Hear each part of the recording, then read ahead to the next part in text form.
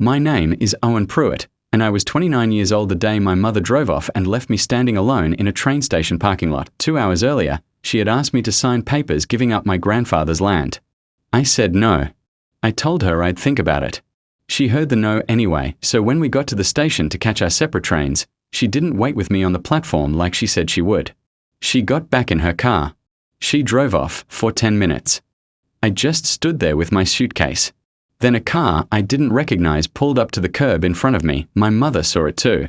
She was still sitting at the red light at the end of the lot, watching in her rearview mirror. Her face changed the second she saw who stepped out. Before I tell you what happened next, please hit like and subscribe. Drop your city and local time below. I love knowing where you're listening from. Now let me take you back 8 years to a platform that smelled like diesel and coffee, where a man named Walter Pruitt told me something I didn't understand until the exact moment my mother left me standing in that same spot. My grandfather worked the railway for 31 years, the last 12 of them as the station master at a small depot 2 towns over from where I grew up. After my parents split, I spent most weekends with him there, sleeping on a cot in the back office that smelled like diesel, shoe polish, and there. Coffee he kept burning on a hot plate all day.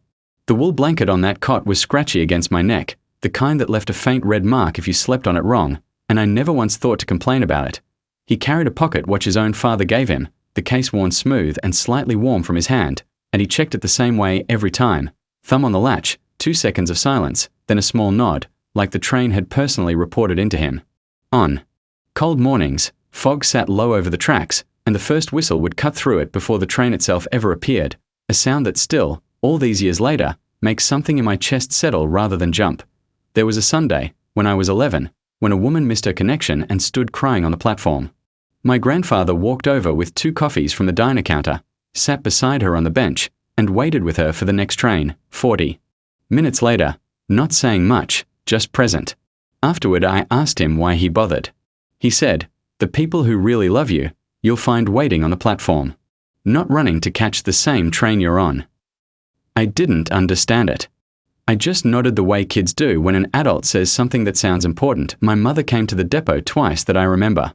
Both times, she looked around at the peeling paint and the old benches and asked him, lightly, like it was nothing, whether the land underneath the depot might be worth something someday, now that the rail company had stopped using half the lot. My grandfather always changed the subject. I noticed.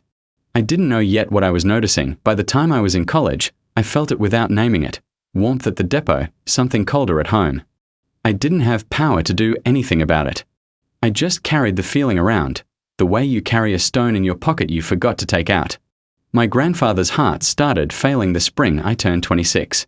The hospital visits became routine, then frequent, then constant. I drove out every weekend. My mother visited twice in 3 months, and both times, she spent more time on her phone in the hallway than at his bedside.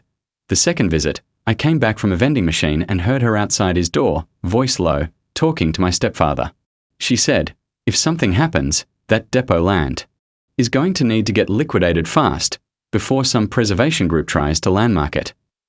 I already had someone look at comps. We are talking 250, maybe 275, easy. That's the word she used. Liquidated. Not dad. Not the depot. Liquidated, that's the word they use for everything that used to be love. I stood in the hallway for a long moment before going back in. I didn't say anything. I filed it away the same way my grandfather filed away a train that was running late. Noted, watched, never trusted again without checking twice. Have you ever had to stay silent to protect yourself even when every part of you wanted to speak up? Tell me in the comments. I read them. I started driving out to the depot on days my mother didn't know about. I paid the small property tax bill myself 1/4 when it looked like it had been forgotten, told no one, kept the receipt in my glove box like evidence. Of something I didn't have a name for yet, I became, without deciding to, a person who watched everything and said almost nothing.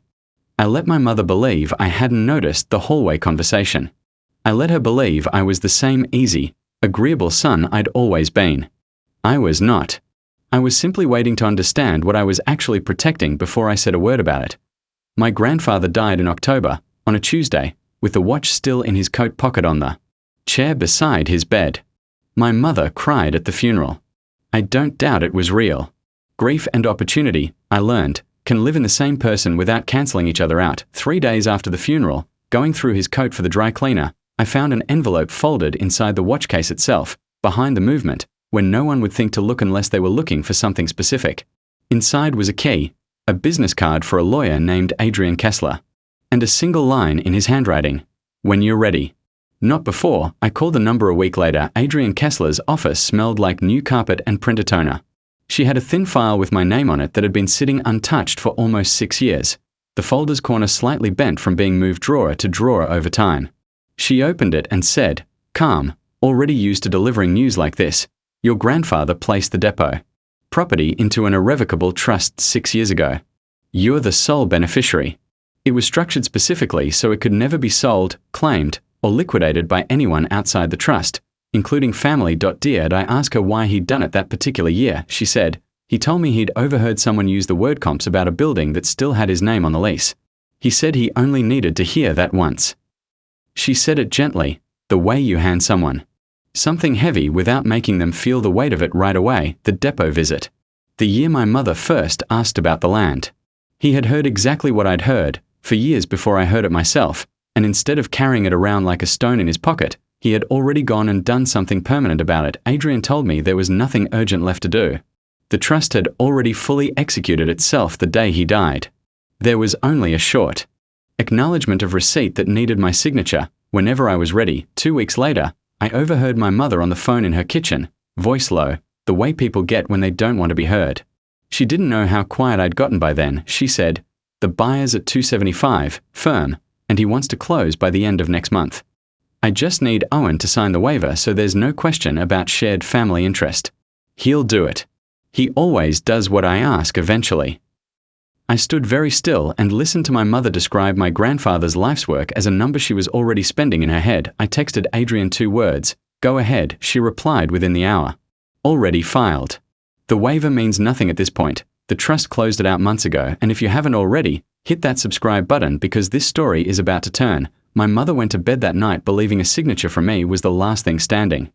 I stood very still and listened to my mother describe my grandfather's life's work as a number she was already spending in her head. I texted Adrian 2 words, "Go ahead." She replied within the hour, "Already filed. The waiver means nothing at this point. The trust closed it out months ago, and if you haven't already, hit that subscribe button because this story is about to turn." My mother went to bed that night believing a signature from me was the last thing standing. She said my name like a warning. I didn't raise my voice. I just folded the papers closed and slid them back. That was 11:50 that same morning, though the part that mattered most had already happened in an office 6 weeks earlier. The actual moment everything was decided, we walked to the station in silence. She told me she had somewhere to be and couldn't wait with me. I said that was fine. She got in her car. She drove away, and I stood there with my suitcase, exactly where this story started. 10 minutes later, the car pulled up to the curb. Adrian Kessler stepped out, holding a folder, there to deliver the final closed paperwork in person because she happened to be in town that morning and thought I shouldn't get the news over the phone. My mother stopped at the light at the end of the lot, watched the whole thing in her mirror. She looked at me like I was still the easy, agreeable son who always eventually said yes. I wasn't. I hadn't been for months. The call came 3 days later. Her buyer walked away once his own lawyer confirmed the property had been untouchable for 6 years. There had never been anything for my mother to sell. There had never been a signature that mattered. My grandfather used to say the people who really love you, you'll find waiting on the platform, not running to catch the same train you're on.